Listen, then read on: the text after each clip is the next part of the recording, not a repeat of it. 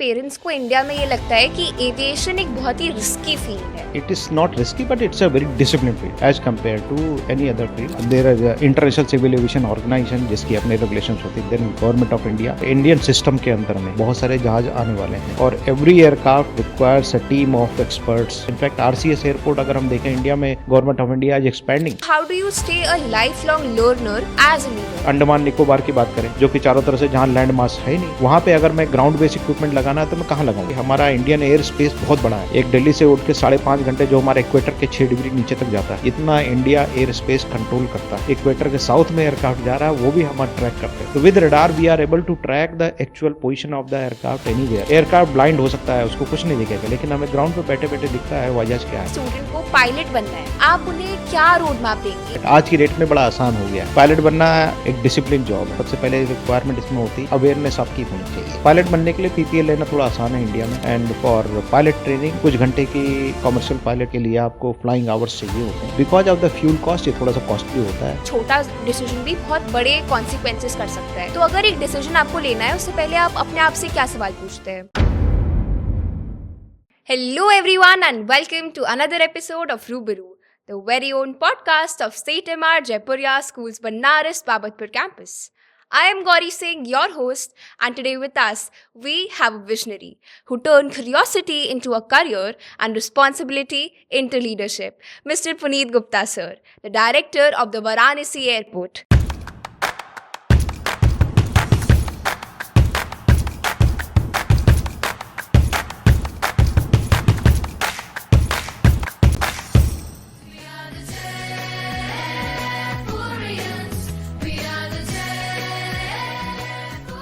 We welcome you, sir. Thank you, Gauri.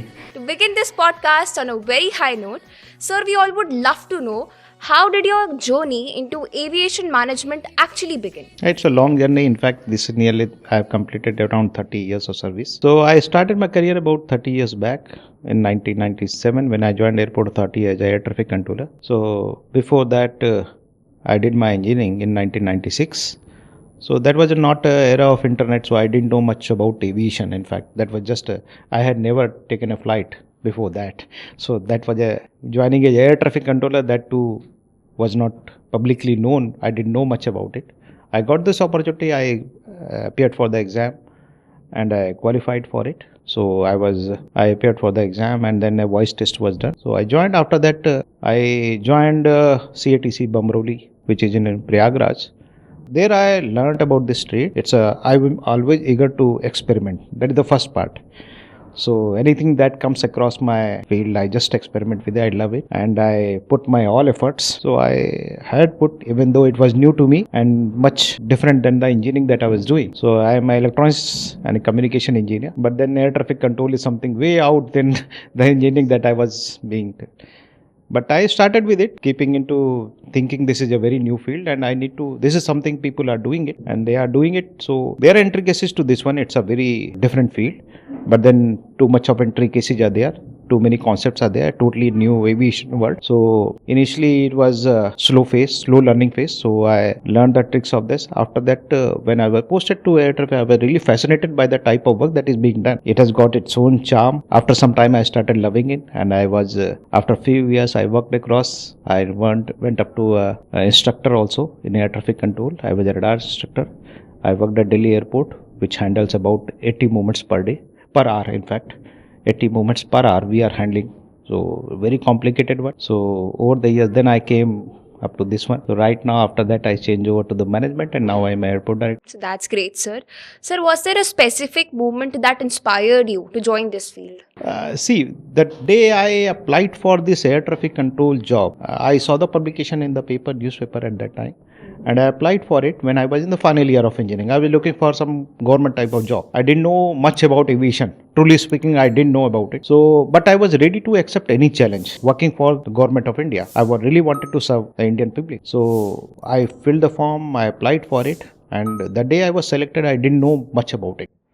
But after going into it, after about 3 to 4 months down this line, I really felt this was a very challenging and very unique type of profession.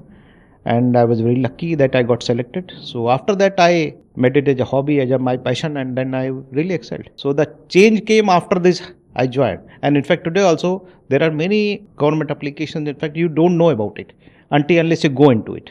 So you should be, this is my advice to everybody. Face the challenge, that time will come, definitely there will be opportunities will come. Okay, you just go into it. You may love it, you may not love it. You can take the decision at a later stage. But definitely you should be ready for that. I totally agree with you. So, what challenge did you face early in your career? And do you think that shaped you as a leader you are today? Yeah, actually, the first challenge that I faced, I hurry a lot. That's one part. That's true, sir. Same happens with me. Yeah, because we have got too much of energy and we think we don't have time. We need to act fast. We need to act very decisively. But air traffic control and the profession, aviation profession, based on patience. You need to have patience. You need to wait for the right opportunity, right moment of time when you can act upon. So that is something very, very important. And once that comes with experience, in fact, that really comes with experience, because as we are full of energy, as young, so definitely we want to act very, very fast and immediate, and we want to assert ourselves. That is one part. I also wanted to do that. But later on, as things went by and I really graduated to a senior air traffic controller, I learned the value of patience. That is something I'll value today also. And that helps a lot. Wait for the opportunity, right opportunity, and definitely that moment will come. Agreed, sir. Sir, if you look back to your childhood to entering aviation, what is the biggest change you noticed within yourself, both personally and professionally? A statement that I'll say, that the patience, definitely I built upon my patience. I have built upon my experience, the way of decision making, that is another part. Some things I continue since my early days today, like learning, reading books, learning new things which are really beyond your scope. Also, I just read into it. If it is of interest, I continue with that. If it is out of interest, I just leave it and move ahead. That's one part.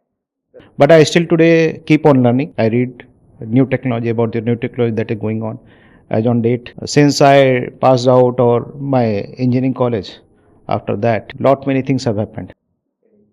Like technology wise, aviation world, a lot of changes have happened. So I keep on reading that, and that helps me a lot, because the same changes, after some period of time, they come to my own airport also. They come into my own working field. Technologies are evolving. So I keep on reading that, and I know about that beforehand, keep myself prepared, keep my team prepared about it, and the environment around the airport, I also see that it is being implemented at the right time. So that way I think that learning new technology, learning about new things helps you a lot and keeps you prepared. Yes, sir, I totally agree. Even I am very passionate about engineering. So, if you had to suggest 3 books for your younger self to read, what would those 3 books be? I don't read about the literatures, okay, but I do keep on reading about the technology books, okay. The new tech books, what things are like. I have read about the different artificial intelligence, about how it has started. What is the current role being done? What is the current technology that is being taken up? So a lot of things have happened, and I keep myself updated about the technology part. Then the second part is about the aviation technology. That's a very different field. Aviation, what is the new inventions being done? What are the new technologies being invented? And what is being adopted in the aviation world? Not all technologies are adopted. Yes. There is a body, that is International Civil Aviation Organization, where all the technology developed for aviation are being discussed. The values are, it's looked into whether it is of valuable interest or it's of value, and whether it can be implemented in a commercially it is feasible to implement that technology. Because if I want to introduce a technology in the aircraft, say I want to introduce something new technology which in the aircraft which has been come into force, it takes a lot of expenditure. Retrofitting the existing aircraft, then implementing the technology in the aircraft and also on the ground. The related part, changing the existing procedure for that. Because just now, if you want to adopt a technology, you need to change the existing setup, train the new controllers, the new stakeholders, all the manpower needs to be trained about it. So it's very difficult for that. So that part is there. So the implementation of the new technology is also very challenging job. So it has to be done in a very phased manner. So whatever experiment you do, so ICAO has developed a framework for that, adopting the newer technology into a system across the world. So based on which country you are There may be some challenges which are faced by the subcontinent like India, but they may not be same as something which is a European world where ice is it's predominantly very very cold.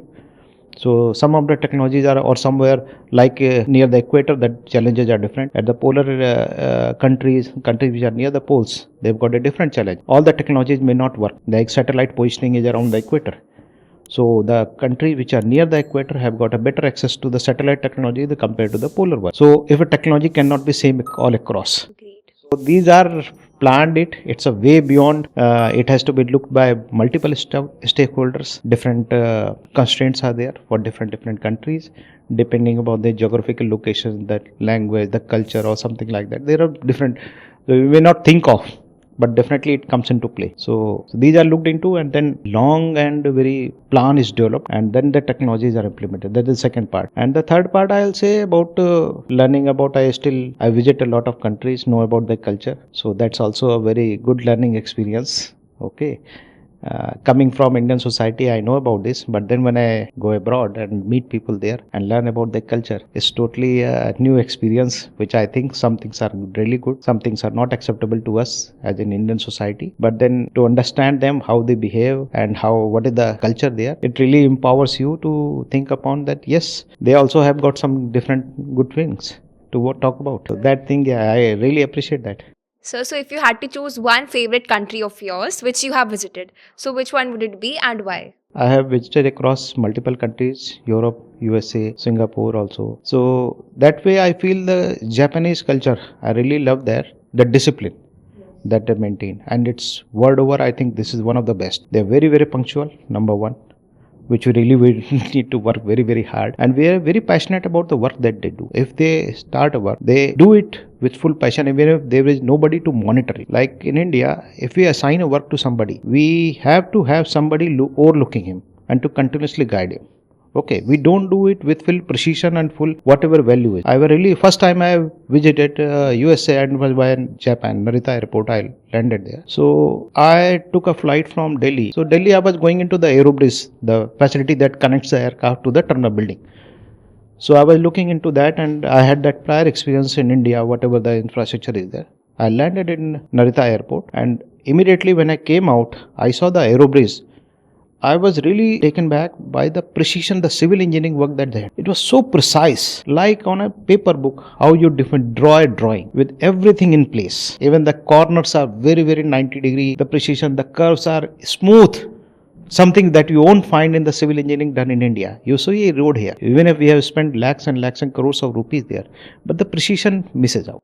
Agreed. Something that I found, that the way of working should be reflected in the work that you do. The problem is, in India, not everybody loves the job.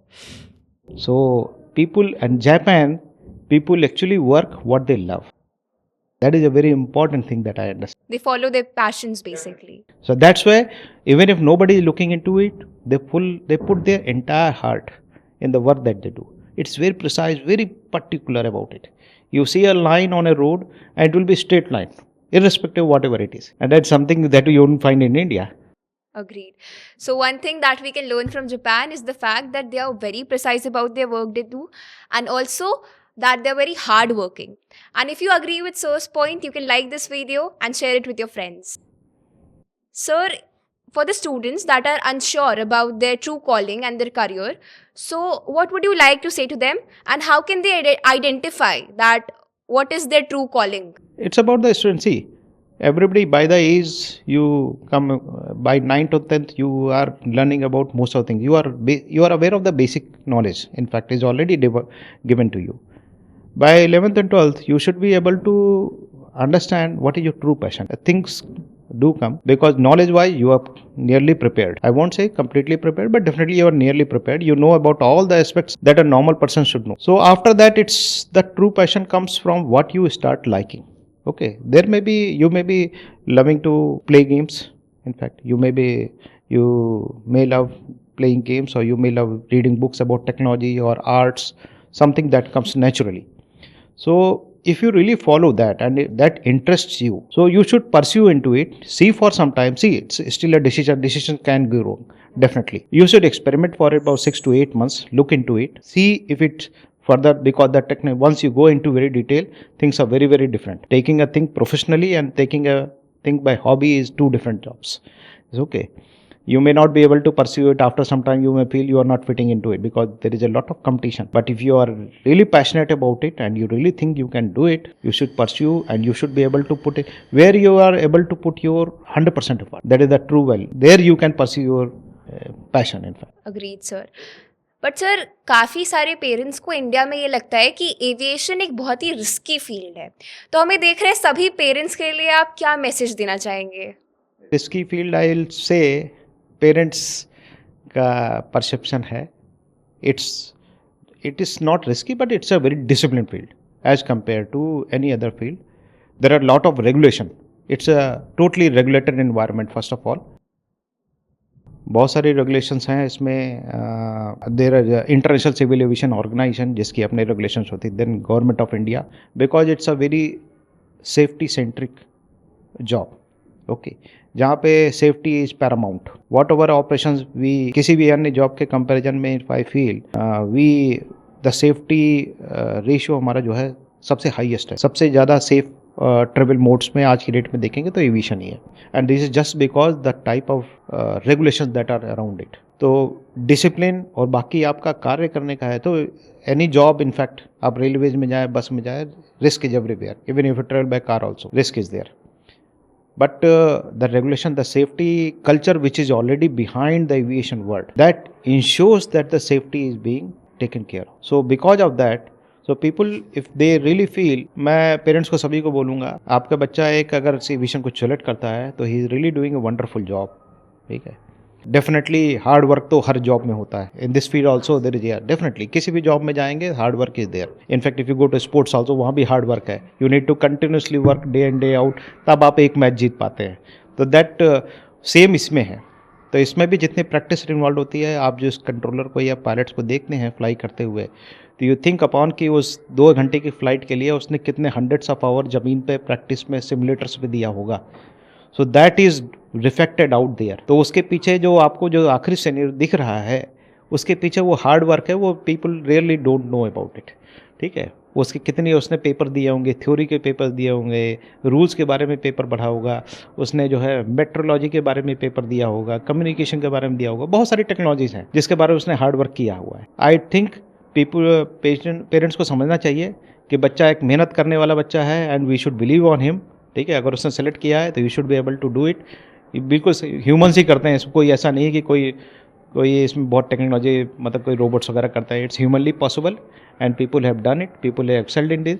ठीक है. बच्चे के capability को पूरा भरोसा करना चाहिए. They should be able to deliver it. और किसी भी अन्य जॉब की तरह ही होता है. So all the parents, this one's for you. So what do you think कि अगले 10 सालों में कौन सी एविएशन की एक फील्ड रहेगी जो बहुत ज़्यादा क्रूशियल रहेगी, बहुत ज़्यादा इंपॉर्टेंट रहेगी? एविएशन अभी बहुत चेंजेस हो रहे हैं. और अगर हम देखें आज की डेट में एविएशन, सभी वीएनओ कि सभी बड़ी एयरलाइंस को ऑर्डर किए हुए हैं. किसी ने 500 एयरक्राफ्ट, किसी ने 400 एयरक्राफ्ट का ऑर्डर किए हुए हैं, which is in media also.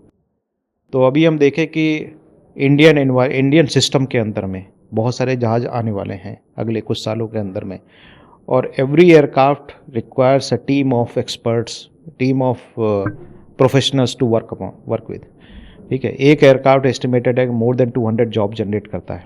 ठीक है. तो इनफैक्ट एविएशन के हर वर्ड में, हर स्कोप में, हर जो रिक्वायरमेंट तो डेफिनेटली बढ़ने वाली है. डायरेक्टली अगर देखें तो केबिन क्रू की रिक्वायरमेंट आज की डेट में इंडिया में एवरीबडी लाइक्स टू ट्रेवल. ठीक है. और एविएशन एक ऐसा है कि which is very affordable. It is come to masses. हमारे मीडियम जो बोलते हैं कि मीडियम क्लास जो सिटी पैसेंजर्स हैं, उनको भी आज की डेट में आराम से अफोर्ड कर सकते हैं.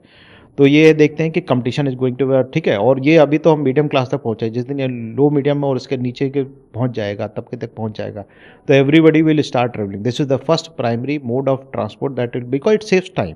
सबसे ज़्यादा समय बचता है आज की डेट में. आप 8 से 10 घंटे अगर जर्नी या 12 घंटे की ओवरनाइट जर्नी करते हैं, नोबडी लाइक्स दैट. ठीक है. आप चाहते हैं कि जितनी जल्दी, बिकॉज सबका टाइम इंपॉर्टेंट होता है.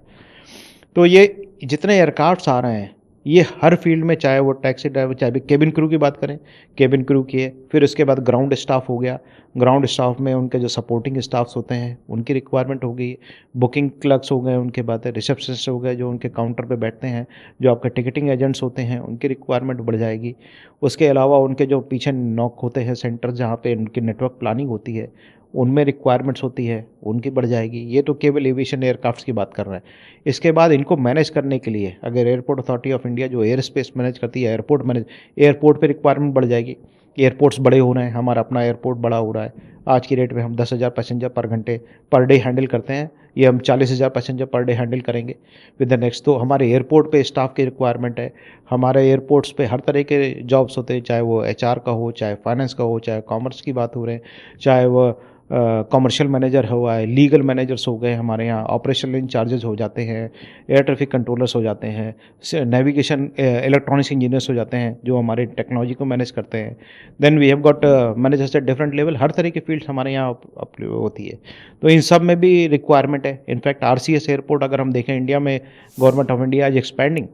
कई छोटे छोटे एयरपोर्ट हैं, तो पीपल आज की डेट पे बड़े एयरपोर्ट सिटीज़ में ही नहीं, छोटे एयरपोर्ट पे भी इस तरह की जॉब्स की रिक्वायरमेंट है ऑल अक्रॉस। अब ये एयरपोर्ट्स के बाद में अगर हम आते हैं सिटी में, पब्लिक की तरफ आते हैं, तो उसमें टैक्सी ऑपरेटर्स की रिक्वायरमेंट होती है, टूरिस्ट ऑपरेटर्स की रिक्वायरमेंट हो जाती है। तो these are indirect jobs that are being created. उसके अलावा एयरपोर्ट के आसपास के जो कम्युनिटी मैनेजर्स होते हैं उनकी भी रिक्वायरमेंट होती है। हम एयरपोर्ट के आसपास कई रेगुलेशंस को मेंटेन करते हैं, ठीक है, जिसमें आपका जो है सिटी से जो कोऑर्डिनेशन वगैरह होता है, उनकी भी एक ऑफिसर्स लगते हैं, उसमें भी अपनी एक स्पेशलिटी होती है, वो भी एक चीज़ें हो जाती हैं। जो कम्युनिटी है जिनको मैनेजर्स बोला जाता है, तो इनकी भी रिक्वायरमेंट बढ़ने वाली है। तो this is something that is there. Plus इसके अलावा ये तो डायरेक्ट हो गई जॉब इम्पैक्ट। अब मैं स्कूल्स और कॉलेजेस की तरफ देखता हूँ, तो इसमें भी इनको पढ़ाने के लिए, लोगों को ट्रेन करने के लिए, टेक्नोलॉजी के बारे में, इसके बारे में बताने के लिए भी रिक्वायरमेंट रहेगी। इनफैक्ट हमारे जितने भी इंडस्ट्री में लोग हैं सबकी ट्रेनिंग कंटिन्यूस पार्ट होती है। तो इतने ही अगर मैं बोलूँ कि 10% लोग इसमें से ट्रेनिंग के लिए रहेंगे, तो अगर इतना जॉब एक्सपेंशन होता है, इनको ट्रेन करने के लिए स्टाफ की रिक्वायरमेंट होती है, चाहे वो क्रू के मैनेजमेंट, क्रू का ट्रेनर्स हो जाए, पायलट ट्रेनिंग इंस्टीट्यूट्स हो जाए, या फिर हमारे air traffic controllers training institute हो जाए, या टूरिज्म रिलेटेड हो जाए, तो इन सब की भी रिक्वायरमेंट रहेगी। तो आई थिंक ये बहुत सारी रिक्वायरमेंट अभी आने वाली है अगले 10 साल के अंदर में, बीइंग कि civil aviation will be a predominant mode of travel inside India. ये सारी जॉब्स की रिक्वायरमेंट होगी। सर अभी तो हम लोग बात कर रहे हैं जॉब क्रिएशन की, बट आज के समय में एआई बहुत ही एक इम्पोर्टेंट फैक्टर होता है। तो आपको क्या लग रहा है, एआई की वजह से जॉब्स कम होंगी एयरपोर्ट की फील्ड में या और बढ़ेंगी? AI is going to support it. AI से काम आसान हो जाता है, but AI doesn't replace work. काम तो अल्टीमेटली ह्यूमंस को ही करना है, ठीक है। It may be able to कि एक डॉक्यूमेंट बनाना है या इस तरह की चीज़ें करनी है, there may be something that may be automated, but I think ये जॉब्स को बढ़ाएगा, ठीक है। It there will be more requirement. कुछ होते हैं पुराने, ठीक है, जो तरीके हैं उसमें थोड़ा समय लगता है, it takes time, it will be very very fast, उसको करने के तरीके बदल जाएंगे। बट अगर मैं ट्रेनिंग की बात करूँ, ठीक है, कंप्यूटर बेस्ड ट्रेनिंग हो सकती है, but there will be a training जो क्राइसिस मैनेजमेंट होता है, that best can be done by humans only. तो उसको कराने के लिए लोग तो रहेंगे and they will be always by requirement, ठीक है। वॉल्यूम बहुत ज़्यादा हो सकता है, कुछ चीज़ें ऑटोमेट हो सकती है, but it is not going to replace jobs. In fact job की रिक्वायरमेंट बढ़ जाएगी, बिकॉज AI इटसेल्फ डिप्लॉयमेंट करने के लिए भी मैन पावर लगती है। तो अभी तो हमने उसको गिना ही नहीं। In fact if I add that is going to add to the job requirement. तो सर अगर एक स्टूडेंट को पायलट बनना है, तो आप उन्हें क्या रोड मैप देंगे एग्जैक्टली कि अगर तुम ये करोगे तो तुम्हें और सक्सेसफुल बन पाओगे, तुम इस फील्ड में, एविएशन में एविएटर एक बहुत अच्छे बन पाओगे? आई थिंक पायलट बहुत सारे बच्चों का ड्रीम जॉब होता है, even my friends aspire to be one. और ये हमारे साथ, और इट्स नॉट न्यू टुडे, ये बहुत पहले से रहा है। People use to love to become a pilot. आज की डेट में बड़ा आसान हो गया है, बिकॉज इंफॉर्मेशन पब्लिकली अवेलेबल है, इंटरनेट अवेलेबल है, ठीक है। डेफिनेटली पायलट बनना इज़ अ वेरी, ठीक है, एक डिसिप्लिन जॉब है। सबसे पहले रिक्वायरमेंट इसमें होती है, you should have, you awareness आपकी होनी चाहिए। You should be knowing about the job that you are going to do, you should know about the aviation, the type of aircraft that are flying, ठीक है। अलग अलग types के pilot होते हैं, कुछ होते हैं टर्बोजेट के होते, जेट के एयरक्राफ्ट अलग होते हैं, टर्बो प्रॉप जो इंजन जो प्रोपेलर बेस्ड होते हैं उनके अलग पायलटिंग लाइसेंस होता है। There are different of licence, PPL होता है, प्राइवेट पायलट लाइसेंस होता है, देन CPL इज देयर जो कि अगला प्रोसेस होता है, कमर्शियल पायलट लाइसेंस, ठीक है। तो पायलट बनने के लिए PPL लेना थोड़ा आसान है इंडिया में। It's a very costly affair definitely, because fuel cost, aviation fuel जो है काफ़ी कॉस्टली है। एंड फॉर पायलट ट्रेनिंग कुछ घंटे की कमर्शियल पायलट के लिए आपको फ्लाइंग आवर्स चाहिए होते हैं, तो because of the fuel cost ये थोड़ा सा कॉस्टली होता है, तो पीपल आर रेडी टू, ठीक है, वो एक अपना रिक्वायरमेंट है। तो इसके बारे में जानना, वर्ल्ड ओवर भी एजेंसीज कराती हैं, इंडिया में भी बहुत सारी स्पेशलाइज एजेंसी हैं जो इसके बारे में कराती हैं। द रिक्वायरमेंट है कि आपको सारी फील्ड्स के बारे में पता होना चाहिए। लाइसेंसिंग एजेंसी DGCA होता है, director general of civil aviation, जो इसके बारे में कराता है, जिनकी अपने इट्स अ ओपन एग्जाम, सभी के लिए option available, after 12th people can do it. और हमारे बगल में रायबरेली में इंदिरा गांधी राष्ट्रीय उड़ान अकादमी है, जो कि सरकार की एकमात्र एजेंसी है जो पायलट लाइसेंसिंग का कोर्स करवाती है। That is the only agency that is there.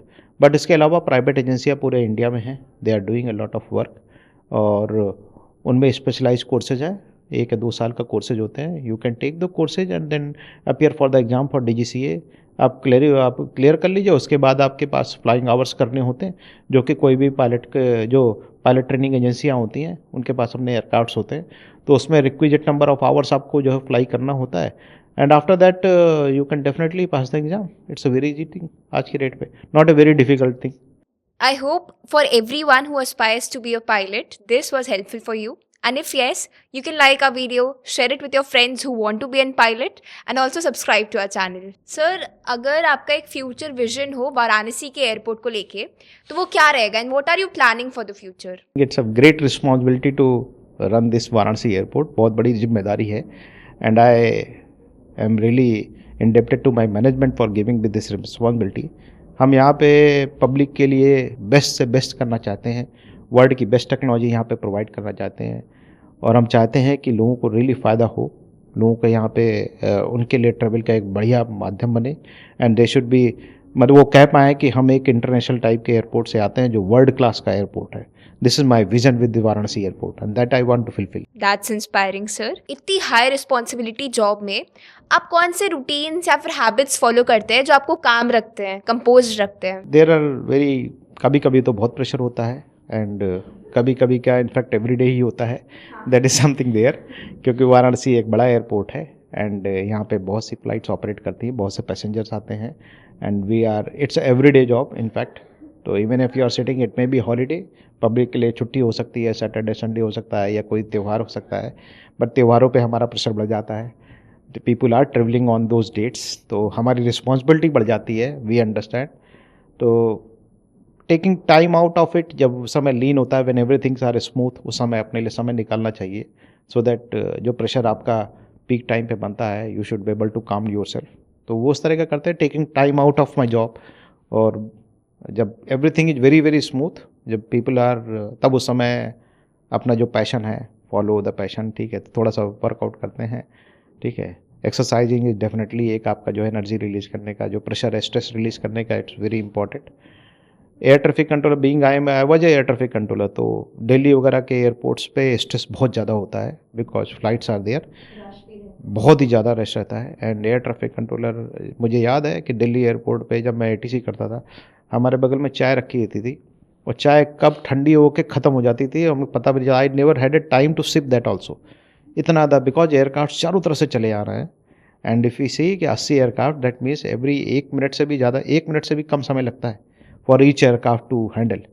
तो अगर आप 80 मूवमेंट 1 घंटे की बात करते हैं, तो कंटिन्यूसली, और एक एयरक्राफ्ट को लैंड कराने के लिए आपको कम से कम 40 से 50 बार बोलना पड़ेगा, उससे बात करनी पड़ेगी, उसको समझना पड़ेगा, उसको डिसीजन लेने पड़ेंगे। तो if you are taking split second decisions, तो आपके पास समय नहीं मिलेगा। तो ये डेफिनेटली बड़ा स्ट्रेसफुल जॉब है, in fact I have gone through that, ठीक है। पर ये है कि अगर आप सही ढंग से इसको मैनेज नहीं करेंगे, तो बर्नआउट बहुत जल्दी होता है। तो दिस आई अंडरस्टूड, तो इसके लिए patience has been developed, patience develop करना बहुत इंपॉर्टेंट है, कि कब ज़रूरत है, कब आपको बोलने की, you should understand that, and then only you should act. अगर आप प्लानिंग करके, कितने भी प्लानिंग करके आप रखे हुए हैं, लेकिन एंड मोमेंट पे इट विल ऑलवेज भी कुछ ना कुछ ऐसी चीज़ आ जाएगी जिसमें आपको ज़रूरत पड़ेगी कुछ नया सोचने की, something has to be done. तो वो एक, इसके लिए रेडी रहना चाहिए, ठीक है।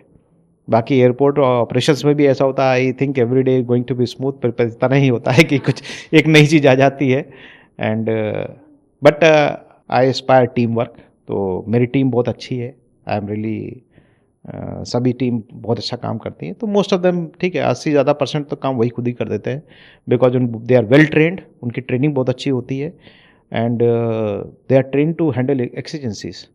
तो इसीलिए 90% 80% काम तो उनकी तरफ हो जाता है, 10% मेरे को सिर्फ मोटिवेशन करके लोगों को बढ़ाना होता है, that it becomes easier for me. अगर उनको सही ढंग से ट्रेन करके रखा हुआ है, मोटिवेशन करके, तो most of things get handled. Sir, आपने अपनी टीम के बारे में मेंशन किया और आपने कहा कि आपकी टीम काफ़ी ज़्यादा हेल्पफुल है, काफ़ी ज़्यादा सपोर्टिव है। तो आपकी टीम का कोई ऐसा मेंबर है जिससे आप बहुत ज़्यादा इंस्पायर होते हैं और उससे आप कुछ सीखते हैं डेली? इनफैक्ट मैं एक का नाम लूँगा तो इट विल बी सबके साथ बुरा होगा। इनफैक्ट मेरी टीम में सभी लोग जो है ना, they very very inspired, they very experienced, और हमारा भी रोल रहता है कि ठीक है, they we are preparing for the next leadership roles, तो उनको चैलेंजेस देते रहते हैं हम लोग, ठीक है, and we involve them on the decision, critical decision making में उनको पार्टिसिपेट करते रहते हैं।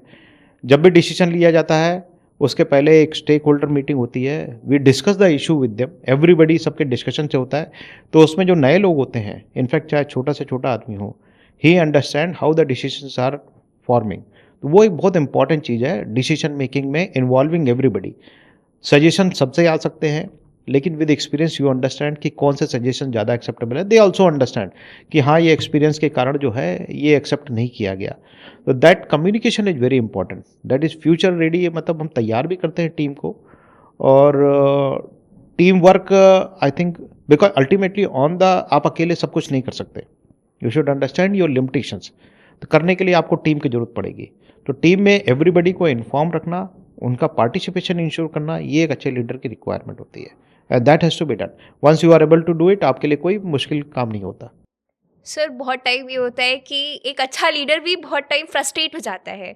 पर्सनली मेरे साथ ये बहुत बार होता है कि अगर कोई बात नहीं सुन रहा होता है तो फ्रस्ट्रेशन एक आ जाती है अंदर। तो आप उस फ्रस्ट्रेशन को कैसे मैनेज करते हैं?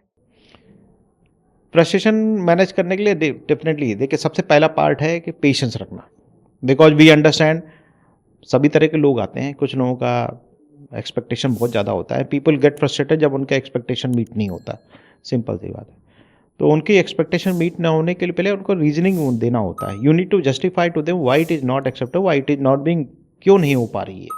तो ये जब उनको समझ में आ जाता है तो इट वर्क्स अपॉन दैट। और उसके लिए ज़रूरत है कि जो मैं पर्सनली, मेरे को पेशेंस रखना होता है।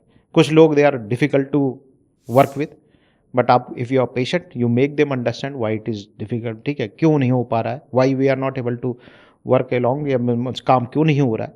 तो इफ़ यू आर पेशेंट, धीमे धीमे, इट टेक्स टाइम, सब चीज़ों, not everything is so simple. साथ में अपनी टीम को भी इन्वॉल्व करता हूँ, ठीक है, उनके साथ में उनका डिसीजन मेकिंग के लिए उनको समझाया जाता है कि हाँ ये चीज़ें हैं। जब वो समझ में आता है कि और भी देर आर नॉट ओनली, कई सारी चीज़ें, lack of experience doesn't show them कि ये इसमें और भी कॉम्प्लिकेशंस हो सकती हैं, एंड जनरली वो लोग देखते हैं कि इमीडिएटली सोल्यूशन ये दिया हमने, सोल्यूशन ही क्यों नहीं हुआ, व्हाई इट इज नॉट। फिर उनको समझाया जाता है कि there are hundreds of other thing that are behind, जो उनको भी समझ में नहीं आया। वंस जब उनको डिस्कशन होता है, स्टेक होल्डर मीटिंग होती है जहाँ पर सभी लोग बैठते हैं, सभी अपने अपने प्रॉब्लम्स बताते हैं, तब उनको रियलाइजेशन होता है कि देयर आर थिंग्स जो उनको देखना चाहिए, they should start looking into other aspects also.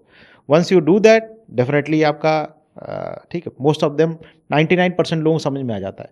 फिर कुछ लोगों के लिए फिर एडमिनिस्ट्रेशन रिक्वायरमेंट होती है। तो थिंग्स आर, सबके लिए अलग अलग तरीका होता है। Leadership is about finding the best way out, optimum way out. तो things are manage like this. तो सर, अगर आपको कोई एक यंगर मिलता है अपने टीम में, तो आप उसको कैसे समझाते हैं और आप उसे क्या टिप्स देते हैं कि तुम ये फॉलो करो तो तुम्हें फ्यूचर में बहुत ज़्यादा हेल्प होगी? मैं ठीक है, पहले छोटी छोटी रिस्पॉन्सिबिलिटी देता हूँ। I share, give him smaller responsibilities. Smaller responsibility जब वो करने लगता है, तो if he doesn't know the implication of what he is doing, he is liable to make mistakes. तो उस समय उसको एक सुपरविजन पे, somebody is there to supervise over him. तो वो एक किसी को एक साथ में और लगाया जाता है, एक्सपीरियंस आदमी को, जिससे वो अपना जो है, he is able to monitor what he is doing and guide him at right perspective way. क्योंकि हर जगह पे इनएक्सपीरियंस आदमी ये होता है कि गाइडेंस की बहुत बड़ी रिक्वायरमेंट होती है। तो that continuous guidance makes him understand over the years. कुछ 6 महीने 1 साल के बाद में डेफिनेटली ही अंडरस्टैंड के देयर आर मच मोर, उसका एक्सपीरियंस लेवल बढ़ जाता है and he is able to understand that. तो ये हेल्प करता है।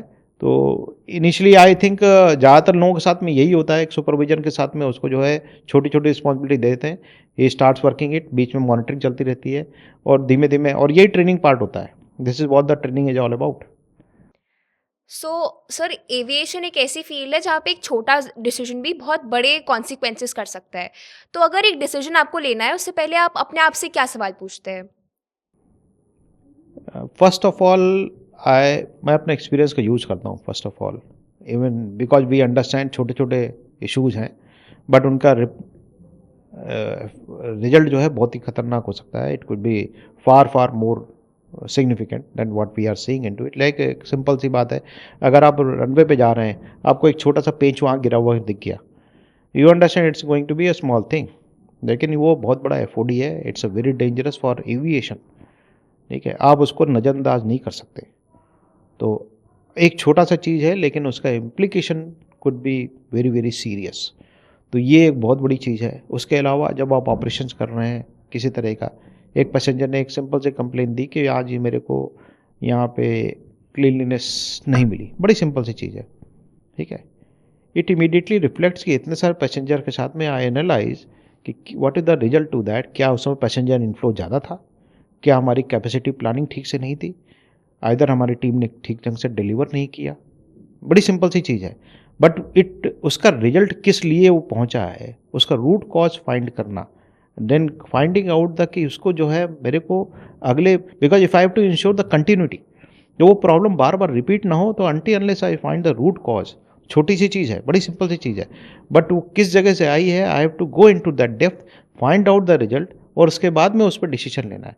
तो बहुत सारी चीज़ें होती है, दिखती बहुत छोटी सी है, लेकिन उसका रिजल्ट कहीं ना कहीं से ऐसी जगह से ओरिजिनेट हो रहा होता है जो बहुत ही डेप्थ पे है. और अगर उसको सही ढंग से ट्रीट नहीं किया गया, सही ढंग से उसको सॉर्ट आउट नहीं किया गया, तो इट में रिजल्ट इनटू अ कैटास्ट्रॉफी. और ये इंसिडेंट मॉनिटरिंग सिस्टम का एक बहुत बड़ा इंपॉर्टेंट, हमारे एयरपोर्ट पे तो बहुत ही अच्छा मैनेजमेंट सिस्टम होता है इंसिडेंट मैनेज करने के लिए, कि 1000 इंसिडेंट्स होते हैं, उसमें कुछ क्रिटिकल होते जाते हैं, उसके बाद कैटास्ट्रॉफी बदल जाता है. तो if they are not treated the right time, तो स्मॉल इंसिडेंट्स को अगर आप सही ढंग से ट्रीट कर लें, तो इट विल, आप जो है ना कैटास्ट्रॉफी बचा सकते हैं. तो that is very important. Cheese model इसको बोलते हैं, एंड दैट इज़ समथिंग कि 1000 इंसिडेंट्स पे उसमें 100 जो है मेजर बनेंगे, उसके बाद उसमें से 1 या 2 कैटास्ट्रॉफी में कन्वर्ट हो सकता है. तो you have to look into all the aspects. Sir, if data suggests one thing and your experience suggests another, so which one would you trust first and why? If data suggests something else and my experience still something else, सबसे पहले मैं I'll go for more research. मैं data collect करूँगा. I'll go for more data collection because I think पूरी information नहीं है उसमें. Something is missing out.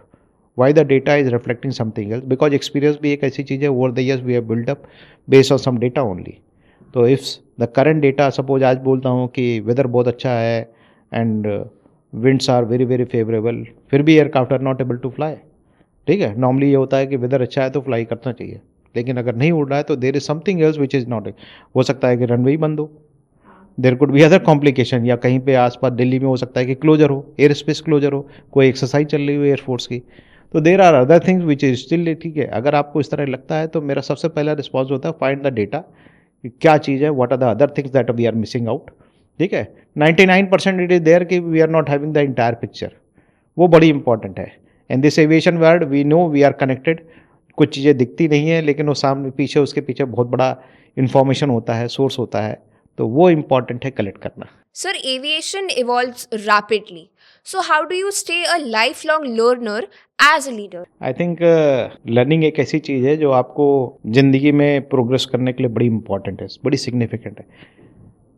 Every day teachers you something new. हर दिन एक नया दिन होता है, और जब तक आप अपने अंदर के इस बच्चे को जिंदा रखते हैं, जो कुछ नया चीज़ सीखने के लिए प्रोग्रेस करता है, आप ज़िंदगी में प्रोग्रेस करते रहेंगे. The day you stop learning, the day you are out of the business in fact.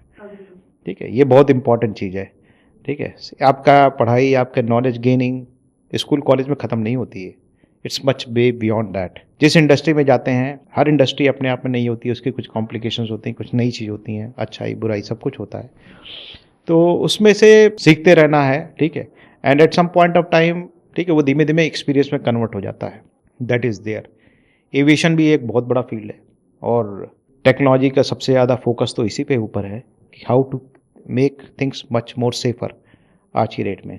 जो 30 साल पहले जब मैंने करियर शुरू किया था, उस समय it was a very different technology, एक अलग लेवल पे थी। आज की डेट में बहुत ही ज़्यादा अलग लेवल पे है, बिकॉज कम्युनिकेशन, नेविगेशन, सर्विलेंस, जो 3 बेसिक कॉन्स्टेंट्स होते हैं, जो एविएशन के बैकबोन हैं, communication between aircraft, between ground, तो ये इन तीनों पे बहुत ही ज़बरदस्त कार्य हुआ है। व्हेन आई स्टार्टेड, उस समय कम्युनिकेशन VHF के थ्रू पायलट्स और कंट्रोलर्स आपस में बात करते थे, and they used to guide each other. Over the years, अभी आज की डेट में सैटेलाइट टेक्नोलॉजी बहुत तेज़ी से आई है। It's for India satellite technology बहुत आगे है। एंड हमने एक सिस्टम शुरू किया था 2005 के आसपास, उसका नाम है गगन। आपने सुना होगा इसके बारे में। यस सर, सुना है। You can relate it to your, ठीक है। और India was pioneer in this one, ठीक है। वो एक इक्विवेलेंट है, एक GPS जो अमेरिकन सिस्टम है, या ग्लोनास जो है उसके इक्विवेलेंट है। एक ऐसा सिस्टम है जो आपकी पोजीशन एक्यूरेसी को बढ़ाता है। ये इंडिया के द्वारा लॉन्च किया अपना ओन सिस्टम था, तो दैट इज़ समथिंग। तो उस टेक्नोलॉजी की मदद से आज की डेट पे हम जो है एयरक्राफ्ट की एक्यूरेसी, पोजीशन एक्यूरेसी बहुत बढ़ा सकते हैं। तो उसमें हमें ग्राउंड बेस्ड इक्विपमेंट्स की ज़रूरत नहीं पड़ती है। पहले क्या है कि चूँकि सैटेलाइट सबके बस की बात नहीं होती थी, तो हमें ग्राउंड्स पे इक्विपमेंट्स को मैनेज करना पड़ता था, जो एक्यूरेसी हवाई जहाज़ को अपनी पोजीशन बताते थे। अभी उनकी रिक्वायरमेंट रही। ये इसकी प्रॉब्लम इसलिए होती है कि हम तो अभी दिल्ली, बॉम्बे वगैरह की बात करें या वाराणसी की बात करें, दे आर अच्छी जगह पे, लोकेशन पे हैं, यहाँ पे काम करना बड़ा फीसिबल है। बट अगर मैं नॉर्थ ईस्ट की बात करूँ या किसी हिली टेरेन की बात करूँ, या ऐसी जगह पे जैसे कि अंडमान निकोबार की बात करें, जो कि चारों तरफ से जहाँ लैंड मास है ही नहीं, वहाँ पे अगर मैं ग्राउंड बेस इक्विपमेंट लगाना है तो मैं कहाँ लगाऊंगा। One of the important point ये है कि हमारा इंडियन एयर स्पेस बहुत बड़ा है, ठीक है। एक दिल्ली से उठ के 5.5 घंटे जो हमारे इक्वेटर के 6 डिग्री नीचे तक जाता है, इतना इंडिया एयर स्पेस कंट्रोल करता है। तो this is one of the biggest in Asia Pacific region. इस जगह यहाँ से दिल्ली से उड़ के मॉरिशस जाने वाली फ़्लाइट, सिंपल सा, वो 5.5 घंटे की फ़्लाइट टाइम है, और 5.5 घंटे तक इंडियन एयर ट्रैफिक कंट्रोल उसको ट्रैक करता है। तो this is one of the longest journey that we track. बहुत बड़ी जर्नी होती है, अच्छी खासी लंबी जर्नी है, इतने कई किलोमीटर। ये इक्वेटर को क्रॉस करके, हम तो इक्वेटर के नॉर्थ में ही ख़त्म हो जाते हैं, इक्वेटर के साउथ में एयरक्राफ्ट जा रहा है, वो भी हम ट्रैक करते हैं। तो दिस इज़ ओनली, और वो ट्रैक कर पाते हैं इसलिए because we have got satellites. उससे हम कम्युनिकेशन कर पाते हैं, उससे हम बात कर पाते हैं, जबकि हमारा लाइन ऑफ साइट कम्युनिकेशन आज की डेट में ख़त्म हो जाता है, लेकिन we are able to do it because of satellites only. तो ये एक बहुत बड़ी टेक्नोलॉजी अभी आ गई है, ठीक है। और इसमें इंजीनियर्स का बहुत बड़ा हाथ है। अगर समबडी इज की ओर से कि आपको इंजीनियरिंग में बड़ा इंटरेस्ट है, तो ये सब चीज़ें करने के लिए मिलती है। We are working on field. इस तरह की टेक्नोलॉजी बच्चों को प्रेरित करती है to use their own passion engineering के बारे में। ये सब करने में, पढ़ाई में बहुत अच्छा लगता है, लेकिन इसको फील्ड में हम लोग उतरते देखते हैं। तो this is something very passionate to work with, ठीक है। इस कम्युनिकेशन हो गया, सर्विलेंस हो गया। सर्विलेंस में आज से 20 से 25 साल पहले रडार बड़ी मुश्किल चीज़ होती है, बड़े महंगे होते हैं, पर आज की डेट में रडार टेक्नोलॉजी इतनी ज़्यादा कॉमन हो गई है, कार्स के अंदर भी रडार लगने शुरू हो गए, हवाई जहाज में तो डेफिनेटली पहले आ गया। तो with radar we are able to track the actual position of the aircraft anywhere. Aircraft blind हो सकता है, उसको कुछ नहीं दिखेगा, लेकिन हमें ग्राउंड पे बैठे बैठे दिखता है हवाई जहाज क्या है, और इमरजेंसी आ जाती है, वी हेल्प देम आउट। हम उसको बताते हैं आप यहाँ पे हैं, इसके पास में इतनी ऊंची बिल्डिंग है, उतने ऊंचे पहाड़ हैं, यहाँ से बचिए, उस तरफ मुड़िए। ये हम ज़मीन पर बैठे हुए उसको बता सकते हैं, if you know his actual position. तो ये हम रडार से आज की डेट में पूरे इंडिया में देखते हैं। हवाई जहाज़ों की सुरक्षा के लिए वी हेल्प देम आउट, और इसलिए we are able to make the environment much more safer. Sir, if we talk about Varanasi, so what is your plan? How do you want to expand the airport even more? We are right now, ये हमारी existing building है, तो हम उसमें 10,000 passenger, जैसा मैंने बताया कि 10,000 passenger we are handling every day. But ये बहुत ही सैचुरेटेड हो गई है। इट्स ऑलरेडी, हमारे पैसेंजर्स की रिक्वायरमेंट बहुत ज़्यादा है, बिकॉज हमारा जो कैचमेंट एरिया है कि एयरपोर्ट किस एरिया को सर्व करता है, वो एरिया बहुत बड़ा है। हम वेस्टर्न यूपी और ईस्टर्न बिहार को कवर करते हैं, और आसपास के एरिया में सबसे बड़ा एयरपोर्ट है। हमारे बाद नेक्स्ट बड़ा एयरपोर्ट है आज की डेट में Lucknow, which comes very near by. लेकिन हम ऐसी स्ट्रेटेजिक पोजीशन पे बैठे हुए हैं कि इन सब की एक्सपेक्टेशन है वाराणसी एयरपोर्ट को यूज़ करने के लिए। It's very convenient. Ghazipur, Azamgarh और जितने भी नियर बाय जौनपुर है, इन सब के लिए यही है। इट्स नॉट ओनली वाराणसी, मैं आसपास के पूरे एरिया को सर्व करता हूँ। तो बिकॉज ऑफ देम एक हमारी बहुत बड़ी रिस्पॉन्सिबिलिटी है इस एयरपोर्ट को बड़ा करने के लिए। तो we are investing about 2,870 crore in this airport. हम इस एयरपोर्ट की कैपेसिटी को इन्हेंस कर रहे हैं, नई टर्मिनल बिल्डिंग बना रहे हैं और ये लेटेस्ट बिल्डिंग होगी, सबसे ज़्यादा मतलब इसके अंदर फीचर्स होंगे। वर्ल्ड के किसी एयरपोर्ट में जो भी टेक्नोलॉजी आप देखेंगे वो सब यहाँ पे अवेलेबल रहेगी।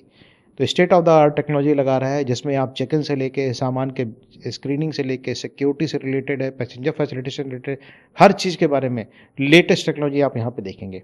And it will be experience for people here, it will be great experience. तो वाराणसी, और हमें पता है कि Varanasi is a religious centre, यहाँ पे लोगों की एक्सपेक्टेशन बहुत सारी रहती है। We are trying to meet that out also. हमें उस रिलीजियस कल्चर को भी मेंटेन करना है, we want to serve them, और उनको एक ऐसा एक्सपीरियंस देना चाहते हैं कि जो उनको याद रहे इस एयरपोर्ट पर ट्रेवल करते समय। So we wish you all the very best, and also we are very excited for all the new expansions. So moving on to the next segment of Rubaru, which is the rapid fire round, in which you'll give your very honest answers without any overthinking. Sure. So let's begin. A leadership quality that you notice within 10 seconds of meeting someone. Is the ability to learn. A word that defines the spirit of Indian aviation today. Growth. Which is harder to manage, weather delays or human impatience? Human impatience. Your favorite thing about the airport? People, meeting people, new peoples. If not aviation, then which career would you have chosen? It must have been some engineering or something related to engineering. One airport in the world you admire the most? Dubai Airport. And if you had to learn from one airport, which one would it be? Delhi Airport. Your go-to stress buster after a long day? Music, soft music. Your favorite music? It is Ghazals, Jagjit Singh Ghazal. Okay. One aviation myth you want to break? Aviation myth. Okay, that nothing is impossible. In fact, we can do. In India, it is everything is possible. That's great, sir. Yeah. So I would, first of all, I would like to thank Gauri and all the listeners of this Rubaru podcast. And I'll thank Jaipuria also for inviting me and interacting with all of you. So, first of all, I'll like to welcome you all to the aviation world. In fact, it's a great world and a great learning experience, and where you can make your dreams true. In fact, you can achieve your dreams. So, definitely, I understand this is a very passionate, it's a great passion for some of you. So, we are always there. We understand aviation world is there for the service of mankind, and it's a very important segment, and it's a great career option if you really like to choose it. So if you are coming here, we welcome you. Don't be frightened, and it is a humans are working here and they are achieving something in a great way. And I would like to say that Indian aviation is something that is one of the best in the world, and we are proud of it. We have got great aviation experts, whether it is a cabin crew, pilot, or a air traffic controller, or a technical expert, or a legal. We are doing great work. Indian aviation is growing. We are expanding right now and opening every other day. You can hear about new airports opening up. So great opportunity is coming up, and I understand few of you will be definitely working with us all along. So that way it will be great enjoyable journey for all along, all of you. So I welcome you all. Thank you, sir. And with that, we come to the end of today's episode. So thank you for sharing your insights, your journey, and your wisdom with all of us. Thank you, Gauri, for doing this with us, and I really thank all the management for doing this with me. Thank you. Thank you for listening, everyone. Don't forget to like, share, and subscribe to our channel. This is Gauri Singh from St. Amar Jaipuria School's Banaras Babatpur campus, and you were listening to Rubaru, the podcast. If you want the audio experience of this podcast, you can check out our Spotify account linked in the description below. Until next time, this is me signing off.